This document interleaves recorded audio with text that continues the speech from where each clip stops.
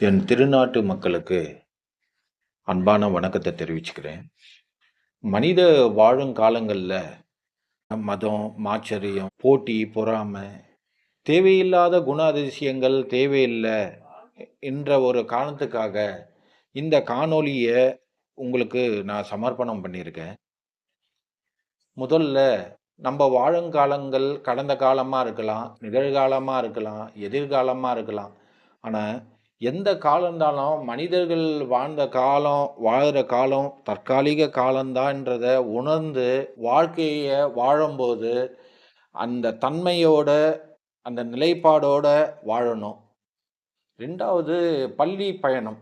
பருவ காலத்தில் பள்ளி பயணம் இருக்குது, வேலை பயணம் இருக்குது, திருமண பயணம் இருக்குது.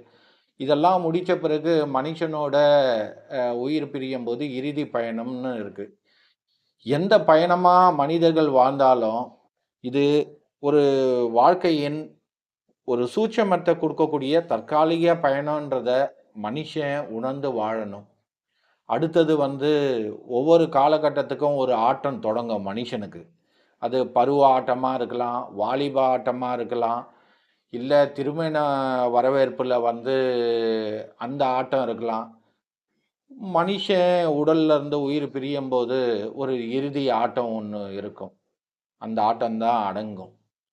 எந்த ஆட்டம் இருந்தாலும் மனிதர்கள் இந்த தற்காலிக ஆட்டம்தான் இது வாழ்க்கையில் என்ற ஒரு தன்மையை உணர்ந்து வாழ்க்கை வாழும்போது அந்த உண்மையான சாராம்சத்தோட வாழ்க்கையை வாழணும்னு உங்ககிட்ட கேட்குறேன்.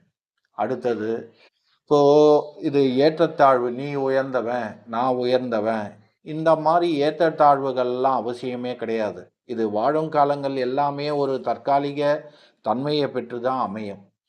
அதே மாதிரி நேற்றைய சொத்து, இன்றைய சொத்து, நாளை இருக்கிற சொத்துக்கள் இறுதியில் எந்த சொத்தும் மனிதர்கள் எடுத்து செல்ல முடியாத ஒரு நிலையை இயற்கை ஒரு விதியை தீர்மானம் பண்ணி வச்சுட்டு இருக்கு. மனிதா, நீ என்ன சொத்து வச்சிருந்தாலும் கடைசி வரைக்கும் எதுவுமே எடுத்து செல்ல முடியாது. இது எல்லாமே ஒரு தற்காலிக பயணத்தின் முடிவு. இதை நீ கண்டிப்பாக உணரணும். உணர்ந்து வாழக்கூடிய தத்துவத்தை இயற்கையும் இறைசக்தி விதியை விதிச்சிருக்கு. அடுத்தது, இது சரி அது சரி எது சரின்னு மனிதனுக்கு முடிவு செய்ய அதிகாரமே கிடையாது.